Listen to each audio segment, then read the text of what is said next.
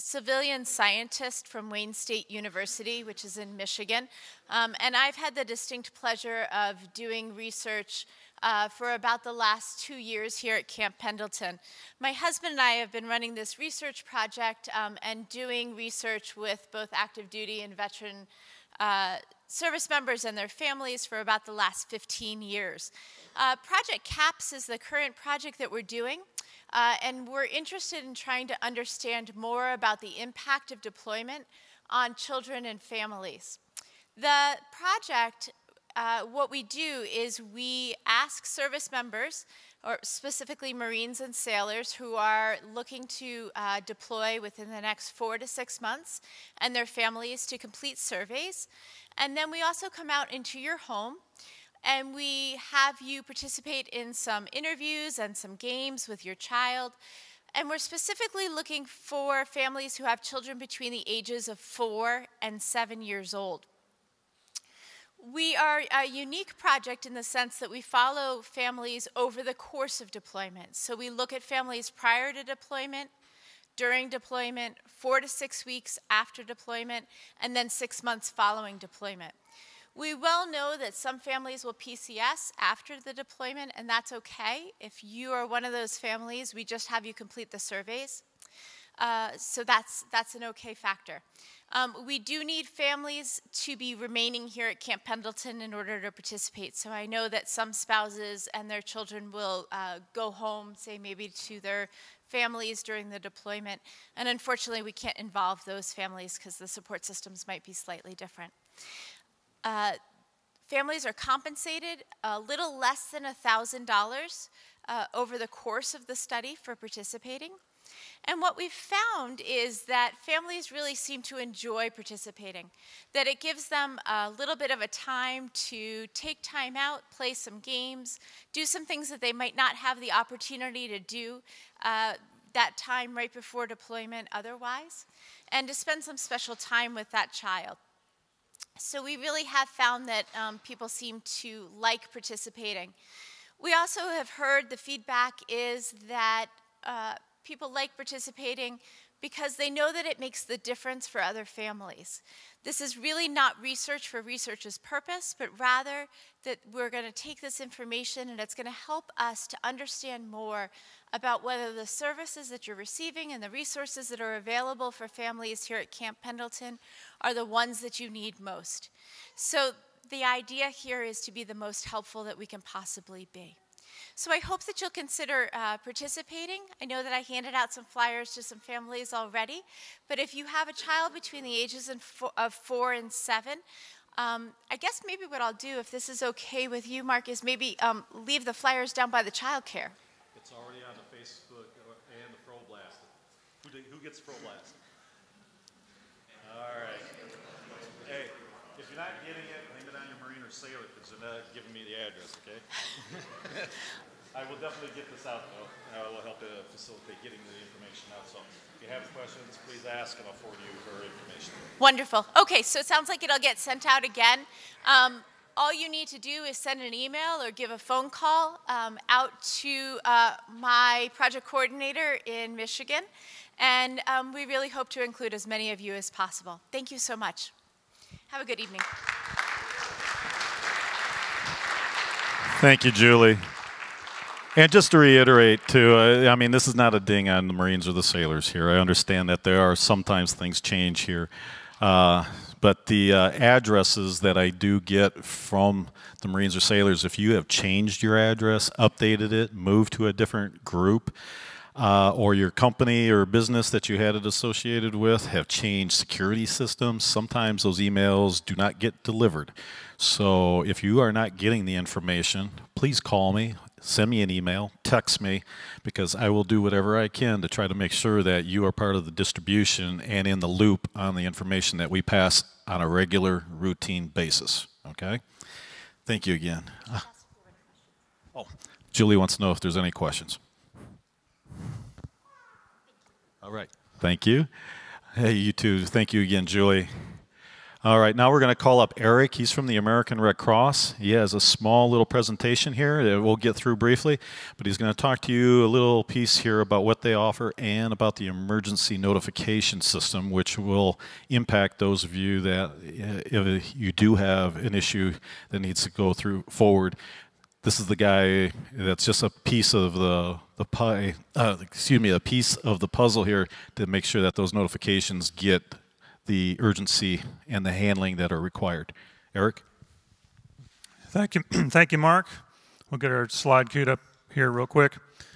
And I'll be brief, because I know you want to spend time with your families, not listening to a whole bunch of briefings, right? So, my name's Eric. I'm a volunteer with the American Red Cross. I want to thank Mark, and I want to thank the United States Marine Corps for letting a retired soldier come to one of your events. What that does mean is I've been deployed. I do understand a little bit about what you're about to go through. And family emergencies during a deployment are a stressful time. And you got the thing? Cool. All right, so let's get down to business. What do we do for the military?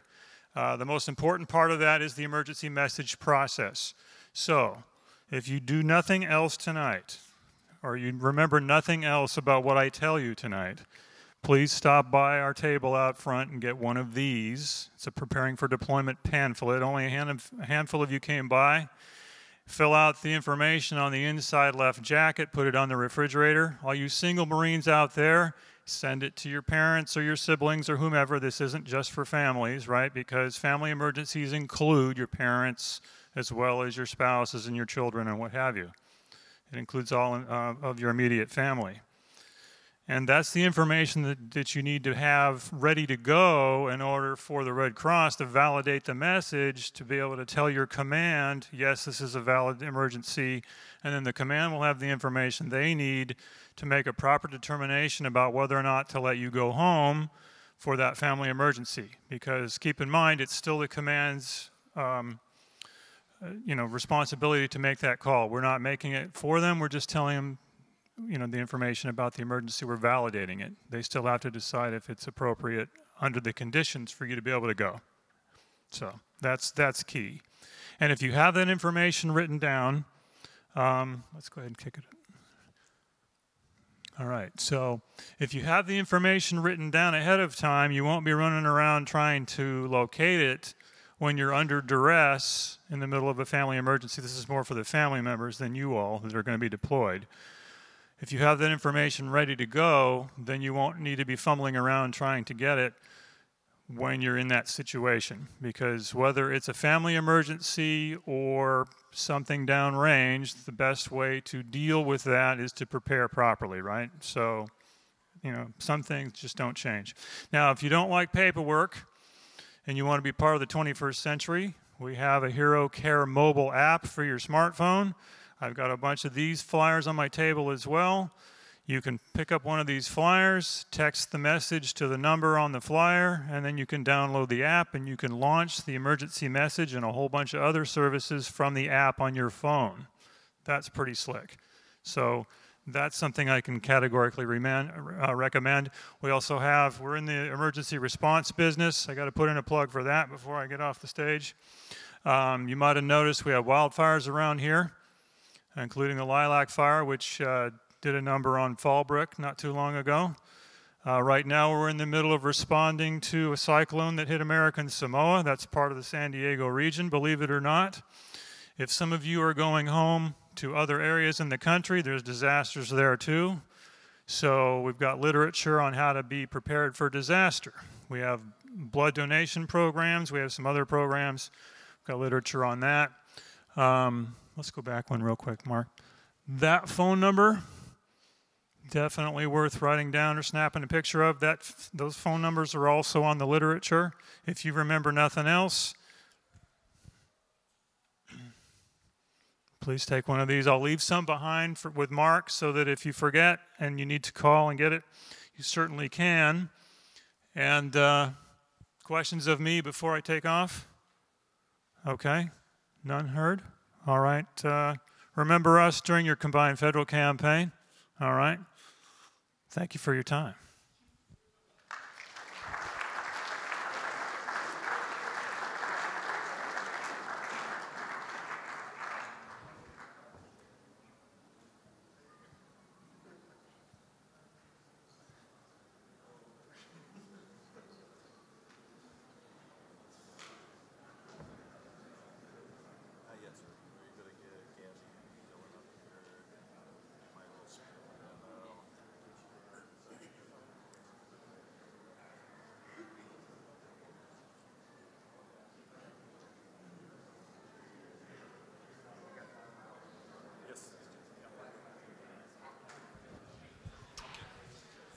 Well, hey, Dylan, don't go anywhere.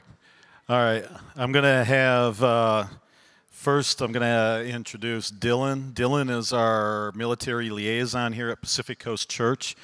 And without him and the support of many others that belong to this fine establishment here, we couldn't do these type of things, put on this type of an event. So I am going to have him come on up, and Gabby also. So Gabby, Dylan, please come on up. And Dylan, I'm going to let you talk about all the good things you guys do and introduce Gabby and embarrass her, please, for us all, okay? Profusely. Well, hey, how about for the food tonight? That is all due to Gabby.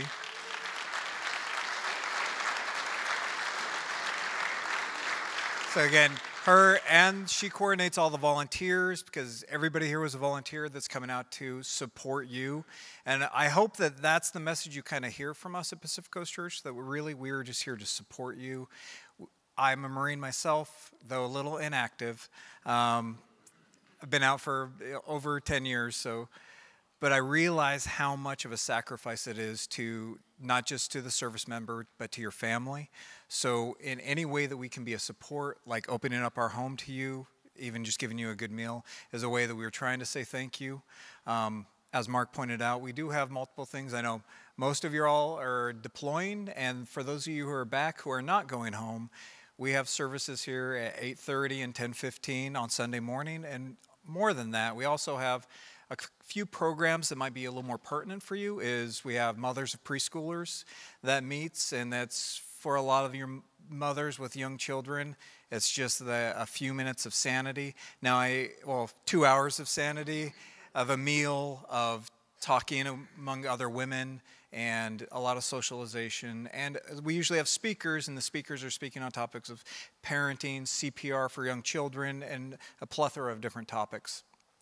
Also, on Wednesday night, we have a program that's here that's called Heroes. It's for your children of age 2, I believe up to age 12. And it's here just to kind of support. The kids have a great time, and you can, again, get 2 hours away to where you can kind of do your own thing. We're offering both of those. They might be helpful. Outside of that, again, I just hope that you really hear our heartfelt gratitude, realize what you're doing. We know it's a sacrifice, and we just want to express our appreciation. Thank you.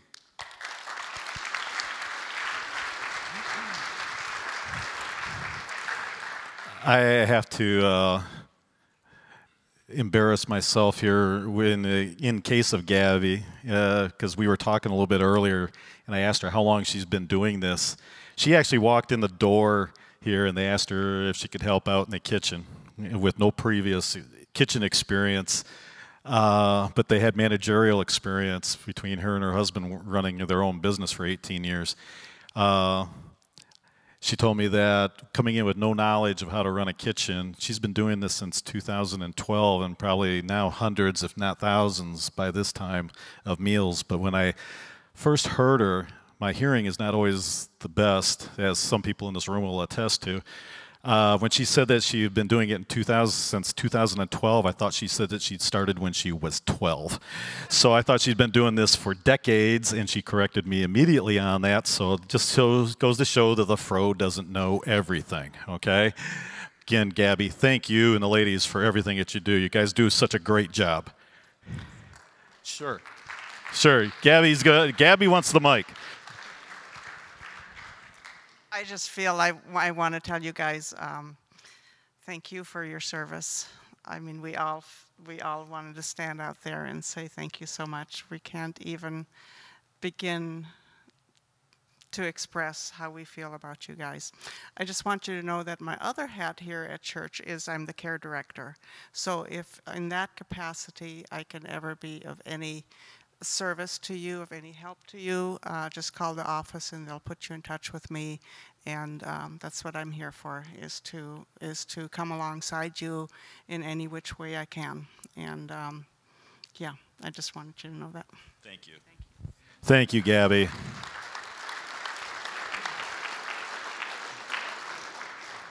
All right, now before we get into the real meat and potatoes of this, I have a couple of what they call PSAs for you. And and it's going to be brief, okay? I'm not going to run my lips up here. But one of the things that I wanted to point out is that we do have a spouse Facebook page that only the spouses are on. They maintain it, they scrutinize it, but it is of great value to those of you that are part of this family, this bigger family of 2-4, that if, no matter where you are during this deployment, if you stay local, if you go back home to your part of the United States or go out of the country or whatever, you're just a click away by joining up at the spouse Facebook page to kind of stay informed, abreast of what things are going on. And if you do have the ability to attend any of the events that they plan on their own, that they get together and socialize, and sort of like what was already pointed out from Dylan, just need that break time. Maybe reach out to one of the other spouses that you know has maybe children, or maybe it's another couple that you associate with that are single. Get the single ladies that, well, they're not single, they're married, but single by deployment. Arrange an event. Okay, I embarrassed myself a second time tonight, okay? I have to always remember, too, that we have ladies in the unit, and we also have male spouses here as well, so you'll have to correct me from time to time if I am not gender neutral on certain things. You would think by now that I would be used to it, but it still happens from time to time. But no, you're highly encouraged to maintain some presence on that. And the Facebook page, along with a lot of the other volunteer programs that we do run here within the unit, are organized by one of your own here, and that's Tess Jones. Tess, can you stand up wherever you happen to be? Tess?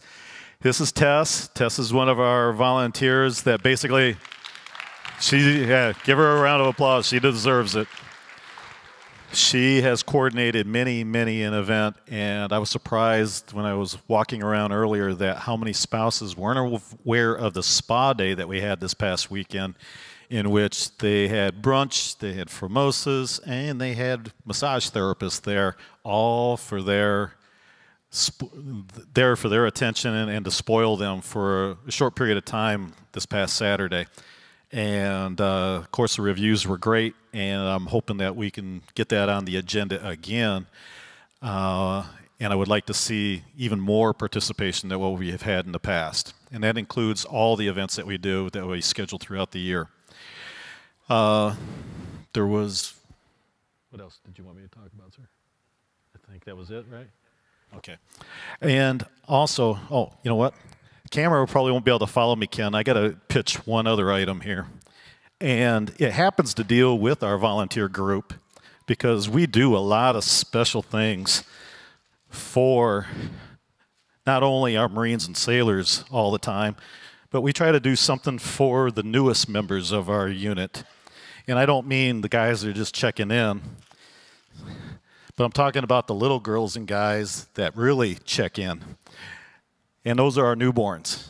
We do the seahorses, and these stuffed seahorses are to be delivered to anybody who has a child while they are part of the Magnificent Bastards. As you know, the seahorse is part of our logo, and we have a little moniker on it that says, "Welcome Magnificent Bastard Baby" on it. We want to promote the Magnificent Bastards as much as possible. And if you have a young one, there was one young lady I met earlier today. Who was it that said she just had a baby recently? Is she still here? Put your hand up. Come on. They didn't leave. Okay, over here. How old? He's what, 2 months? 3 months now. And his name? Benjamin. Benjamin didn't get his seahorse on time, so I'm glad I brought that for delivery. We also, from time to time, have, give him a round of applause. There's time to time that we actually have extra little bennies that we pass out too. I have some blankets that we get from charity groups. I have boxes or welcome gift boxes or whatever. If I do not get the notifications from within the unit, I ask that you, the spouses, call me up and give me the parameters. Time, date, location, weight, length, gender, and if you're doing okay. So don't ever hesitate to get the FRO involved. He's here for you, and with the help and support of all of the volunteers that we have within the organization, I hope that we can build even bigger building blocks here to support even more of you and have bigger and better, bigger and better events. So I am not going to chirp anymore. It is now time for the command to get up here and do their thing. So please, this is for you, as the slide is going to say here, ask questions and get involved, okay? I'm going to introduce first our commanding officer, Lieutenant Colonel Warren Cook. He's going to go ahead and talk to you, and then the Sergeant Major Molina will also come on up and introduce himself and go over what we're expecting ahead. Thank you. Thanks, Mark. Okay, for those of you who don't know, this is going to be, it is live streamed, so Sergeant Major and I are going to try to stay up here in the beaten zone of the camera, so those out in Cyberland either tonight or a month from now that want to data mine whatever information we go over tonight can. So as Mark said, I'm Warren Cook, Lieutenant Colonel. I work at 2-4 and Sergeant Major Jose Molina. And up here on the stage, this isn't Ferris Bueller's Day Off 2.0, where I'm going to get up here and just ask Bueller questions. The whole idea of having a town hall is that it's an interactive thing. So a lot of the information that is going to be presented tonight has already been out on the streets. So the idea of tonight is, hey, if there's other questions that are burning, or maybe not burning, you're just curious about, if we can't answer it tonight, we're definitely going to get you an answer. The other piece I just want to emphasize before we get down the track too far is what Mark said about linking up with the Family Readiness Office or the spouses page. We are all blessed now that we have pretty good connectivity with computers and phones, etc. However, the business we're in is such that there may be times where your loved one is out of comms for a long period of time. And the only way you are going to know what he or she is up to is via Mark or Tess.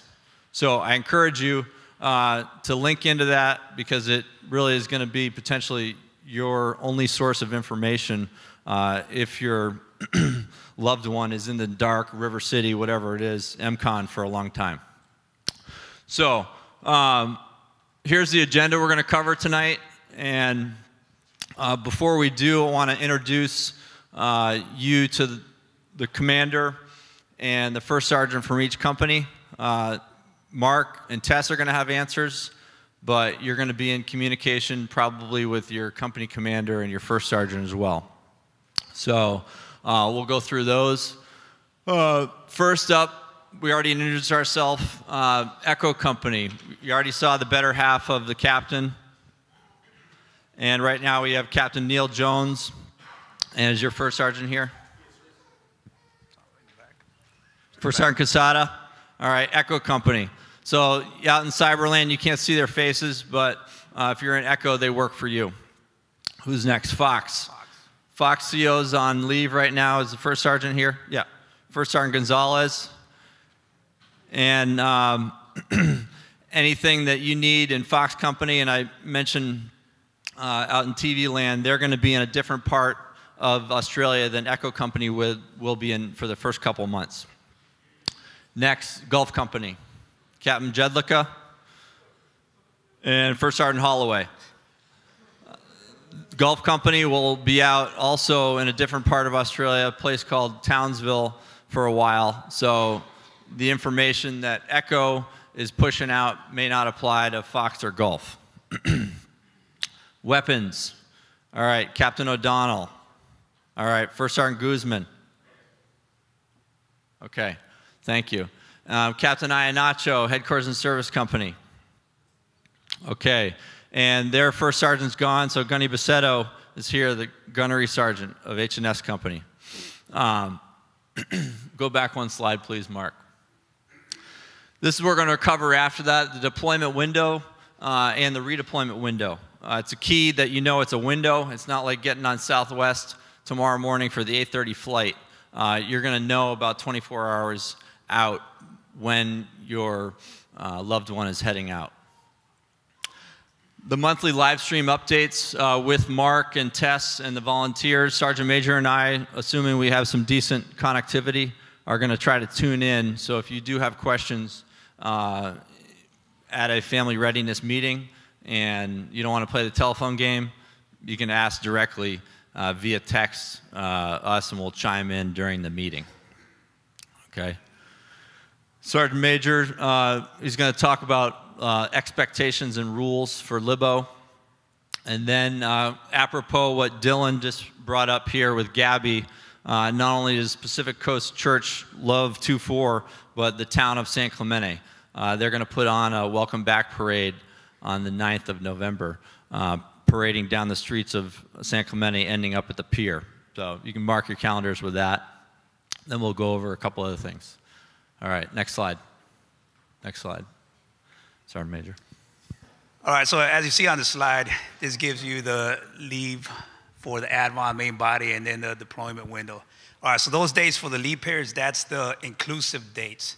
Okay, not to insult anyone's intelligence, but that's the actual dates that you're going to be on leave.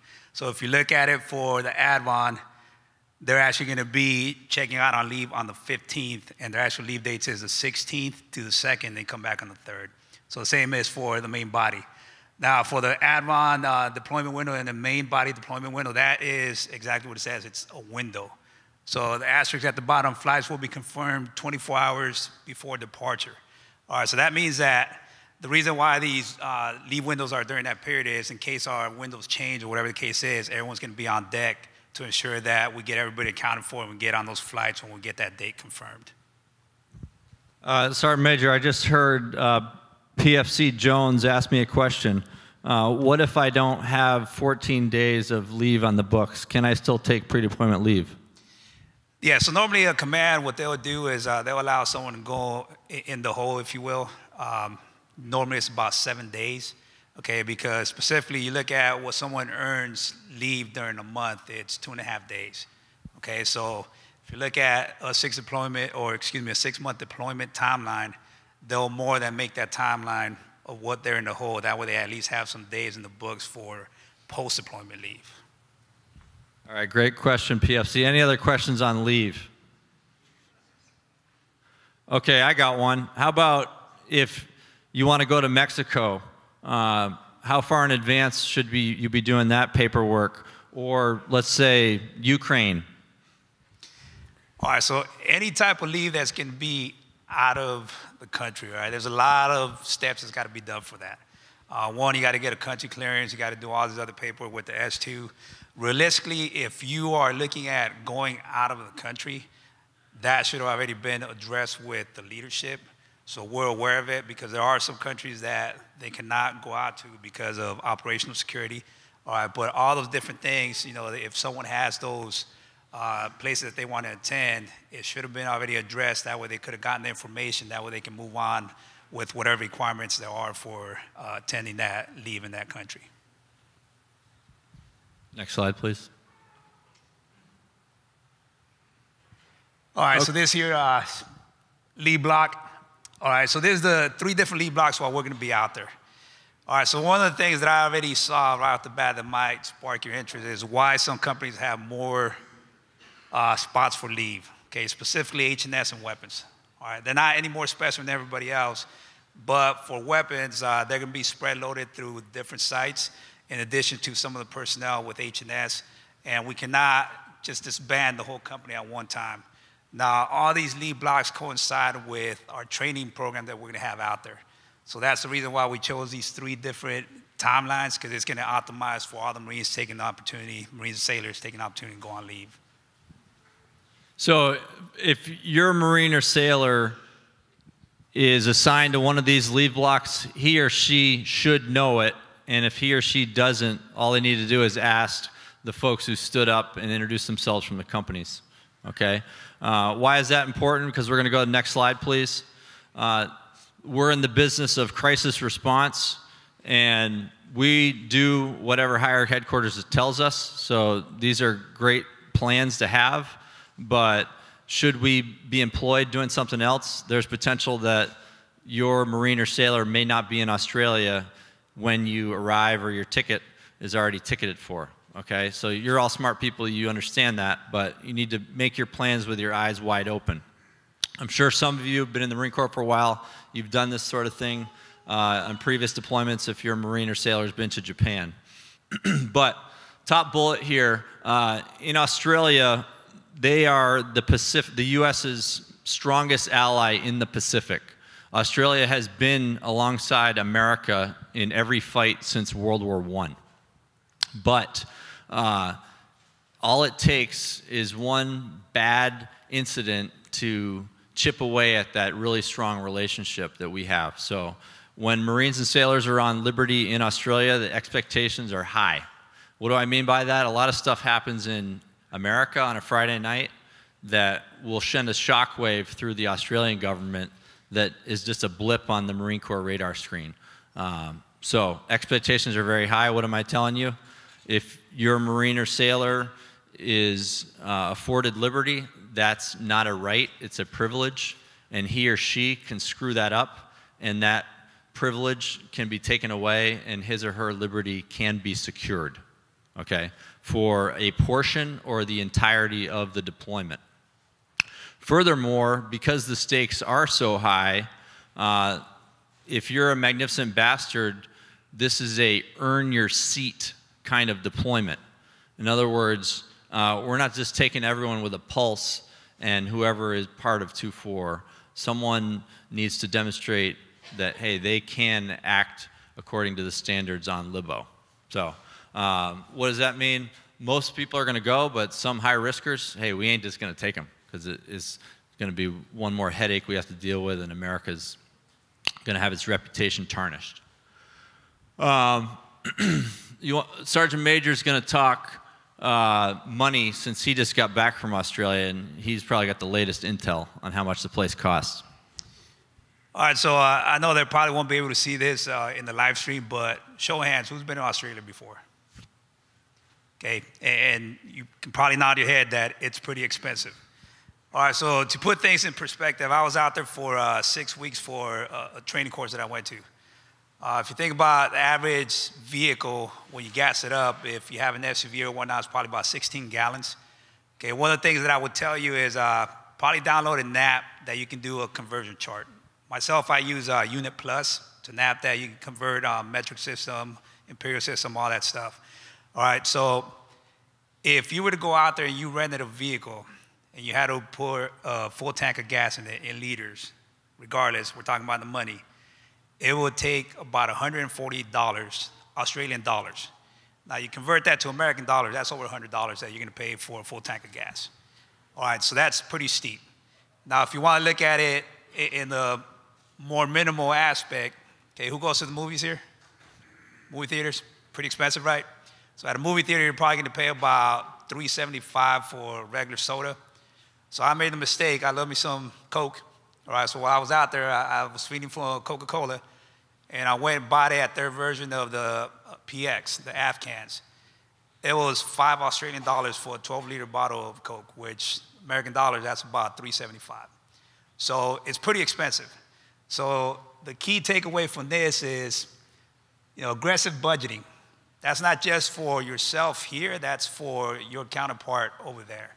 Okay, so y'all need to communicate. So I would highly encourage, if you haven't sat down and talked about your finances, no one ever wants to put that out there that, you got some financial strays or whatnot, but it's important because if you do want to go out there, you definitely got a budget for that, okay? And at the end of the day, although there might be liberties for us while we're out there, the most important thing is the mission, okay? So liberty is going to be a secondary thing.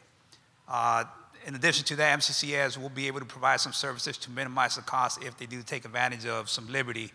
But the most important thing is for you all to talk and figure out what it is that you're going to be able to budget for both here and while we're over there. All right, this is what we're fighting for, liberty. Leave, what do we got questions on? And Australia is a pretty cool place to go visit, so I know there's something on people's minds out there. Let me go back one slide, sir. So the last bullet, just to touch on it, because I know I kind of went on detail on the last town hall meeting we had. Merthy Marines will not make extra money. Okay, that is a true statement. Although Marines that live in the barracks will make slightly more, and when we're talking about slightly more, we're only talking about a couple dollars extra a month. And the reason for that is because for the meals that they get on a regular basis over there in the chow hall, it's going to cost a couple dollars less than what they actually pay here at our chow hall facilities. But at the end of the day, everyone's going to be pretty much the same. So those of you that have deployed in combat before, it's not that type of deployment. Well, there's not going to be a lot of perks or any of that stuff, so you just got to make sure that you pay close attention to what you're getting paid, because what you get now is essentially what you're going to get while we're out there. Sir, we have a question here. The question is, and I know the answer to this one, I'm sure everybody does, is do they have ATMs at the location where they're going to be billeting at? Yes, they do. Now, one of the questions that isn't on here, but I am thinking about is, are there fees associated with the use of an ATM from these machines, being that they're going to be outside the U.S.? Yeah, so the thing that's going to affect whatever money you pull out an ATM is the currency exchange rate. So that's always going to be there. So that's one of the things you got to take into consideration when you pull out money out of the ATM. Now, one of the downfalls is that when we're over there, we only deal with Australian money. So you can't use American currency. So that's one of the things that right off the bat you have to figure out how much money you're going to pull out, and if you're going to pull out a certain amount at a given rate. For myself, I think in those 6 weeks that I was out there, I probably spent about maybe 200 Australian dollars. And that's with all the stuff that I had to do out there. I'm very minimal. So the other thing on money is, and folks got a couple months to do this, is look at your credit card and look what cards do not charge for international fees. Some do, some don't. And those that do, you're going to rack up wasted money expenses pretty quickly. The other thing that needs to be brought up on this too is, because the Marines and sailors are going to Australia, is that they need to notify their credit card companies to ensure that they know that they are going to be used outside the United States before they travel. Otherwise, those charges or that card could be turned off. That's an excellent point. You got a question? All right, what else we got on Sierra? So say someone on, Liberty does something stupid. Does that mean everyone's liberty is taken away? Not just that, one block for the 3 companies, but does that mean everyone's gone, or? Yeah, great question. So individual punishment or group punishment? It depends. I'm not a group punishment guy at all, but as you know, the day after the McCree, the whole battalion had to come in. That was a group punishment thing because we didn't know who lost this piece of gear. If we know who the precise group is that crapped on America's reputation, then they'll probably get punished. But guess what? This is the Marine Corps, and we always work for somebody, and there are some cases where we just don't have the latitude to do anything but group punishment. And for those of you who've been around the Navy and the Marine Corps for a while, Okinawa is a great example. Sometimes people screw it up for everybody, but that's not the going in position. But no guarantees. The other piece I will say just on this, the mechanics of it, if you look at flights right now, say Sierra and her husband want to do a vacation, you're not looking at flights to Darwin, you're looking at flights to some major hub in Australia, i.e. Sydney, Brisbane, Perth. Going to Darwin is like going to Barstow in America. Just getting there is off the grid and going to cost you more money than it would going to a major LAX or San Diego hub. So. Would that also imply if you try to do MAC flights and try to No. Great question. There are no MAC flights that go to Australia. It's all purely commercial. While you could take a MAC flight to Guam or Okinawa and try to get yourself closer, that's about as far as that route goes. Great question. What else on leave? Sir, Master Guns. Dean? Sir,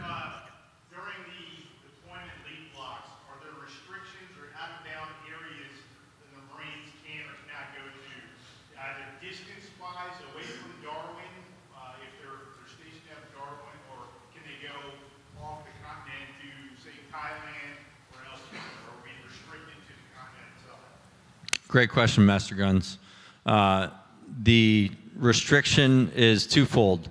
One, the Marine or sailor needs to remain on the continent of Australia. Two, the Marine or sailor needs to remain within connectivity of home plate. Those first sergeants and captains that stood up, we need to be able to get in touch with them. So you can't be out in the outback on a 2-week camping trip off the grid. And the third, I would say, is that the Marine or sailor's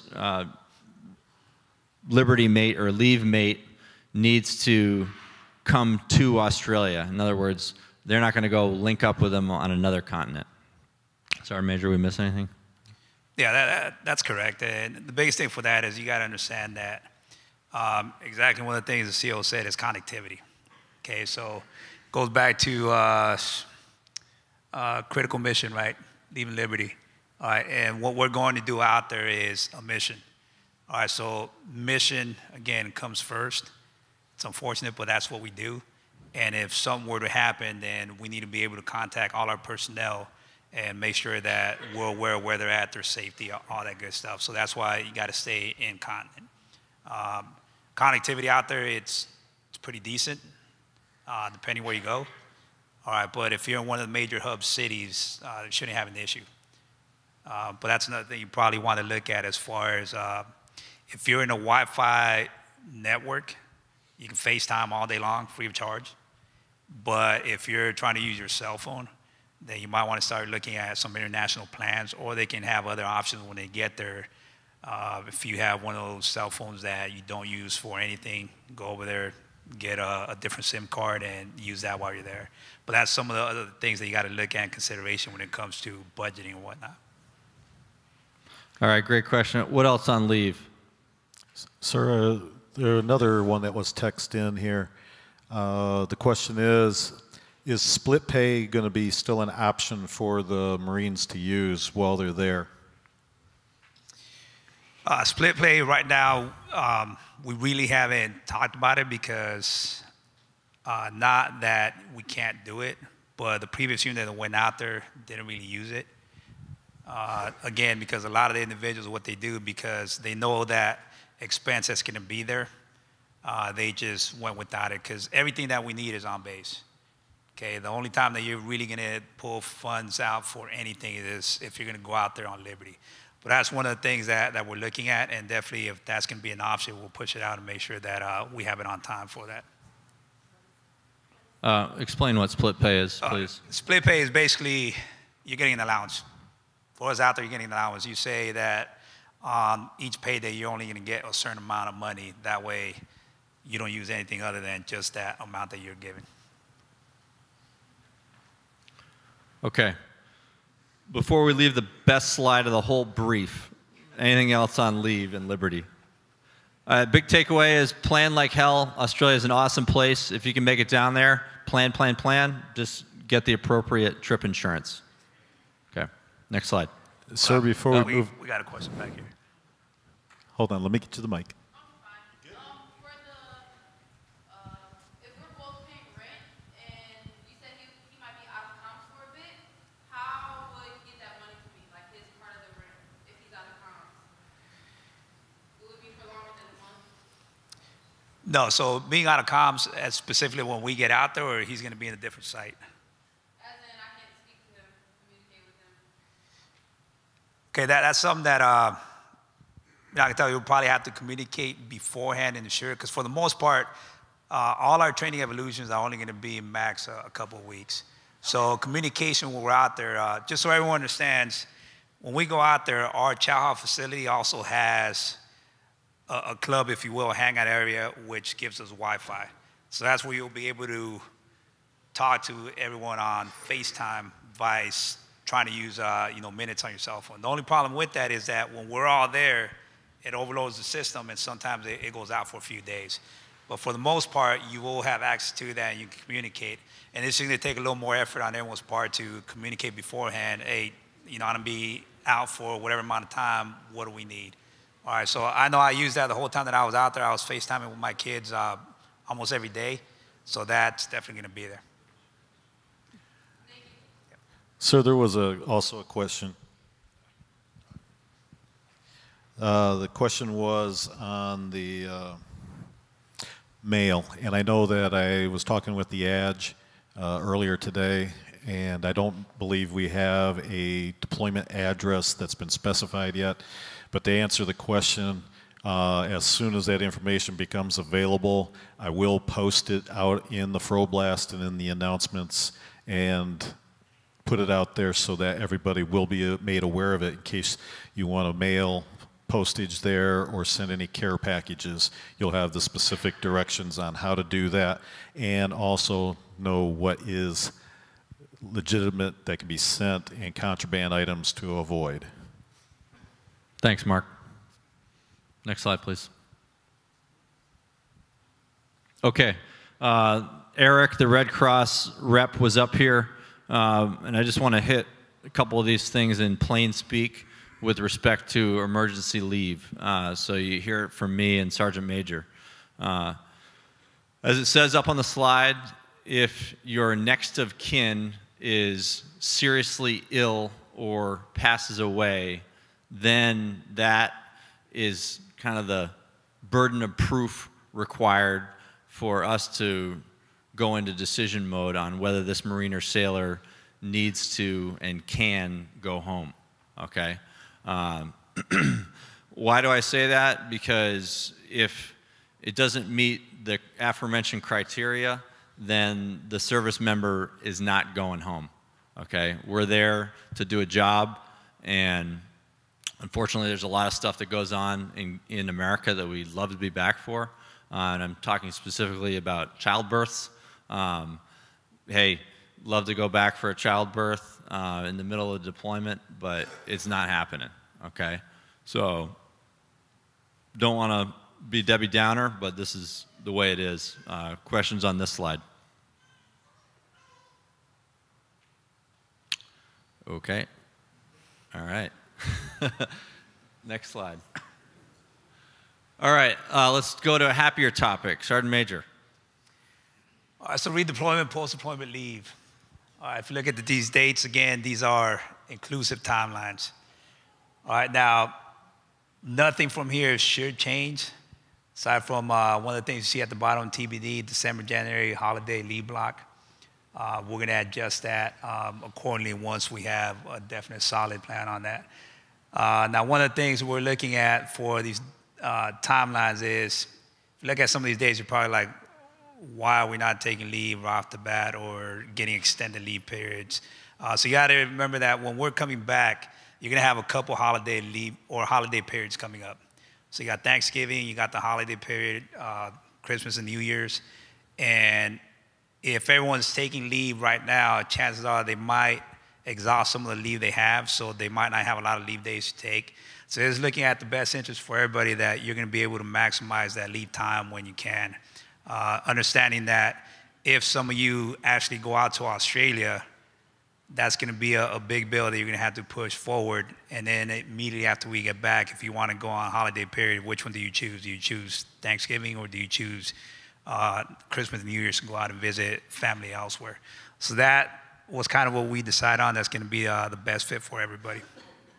And if you look at the Thanksgiving or the leave block, we've tried to straddle Thanksgiving so that if you are going to go buy tickets to go somewhere, you're not going to be paying the exorbitant Thanksgiving prices you can get right or left of Thanksgiving. And the back-to-back 96s that you see up there, hey, if the Marine or sailor has the leave on the books and they can take the full 5 days off for that, good on them. But trying to look out for the younger Marines and sailors who just don't have that leave balance. The other thing, ball, all right? We've made a decision, don't know exactly where it is, but for your planning this year, I know folks with families, it wasn't the easiest to have a ball in Vegas without childcare. So the ball this year for Bastard Nation will be in SoCal, okay? The first sergeants are teeing up some decisions where that actually will be, but That's something you need to know for your planning. The other piece you need to know for your planning is the week of November 9th, the Thursday, Friday, Saturday, Sunday. The 2-4 Association, which is the 2-4 Alumni Network, is going to be doing their 2018 reunion here in San Clemente and at Camp Pendleton. So as such, we're going to try to gang tackle our young with their old and mix it up during a couple of those events. So that's also why we're not going to rip the Band-Aid off and just do 2 weeks of leave as soon as you get off the airplane. Questions on that? Okay, it says up there, and I know a lot of you are planners. Where are we going? When are we going? We will refine the holiday leave block as we get further down the track here. So I'd say by midsummer you'll be able to know exactly when that Hanukkah, Christmas leave block is going to be, so you can make plans, buy tickets, stuff like that. Okay. Sir, Yeah. there was one thing that was talked about at a previous meeting that we had, and that was about Marines and sailors having excess leave come around the end of the FY, which is 30 September. Did you want to address Sure. that with the audience? Sure, yeah, good question. If you are fortunate enough to have a humongous leave balance and you're going to have 60 days by the 1st of October 2018, that's something you need to manage now. So make sure you don't have 60 days or else you're going to lose that leave. I don't know if we can say anything more than that. Okay.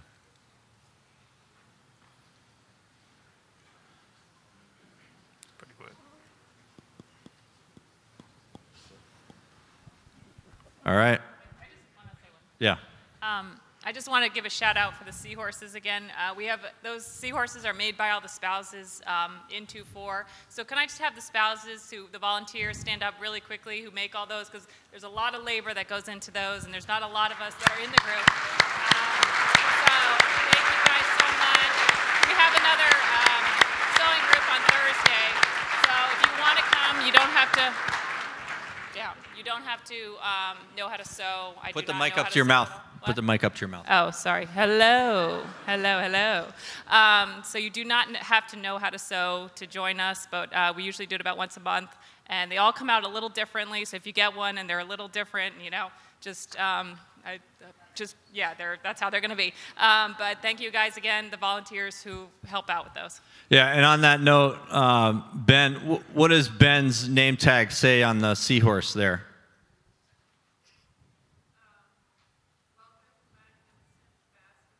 Yeah, welcome, magnificent bastard baby. So that's pretty cool. I don't want to cheerlead baby making tonight, but just, you know, it's pretty cool. And on that note, thank you all for coming, and happy Valentine's Day a little bit early. And I really appreciate all your support and all the support that the spouses are going to provide in the next 9 months. Very much appreciated. Thank you.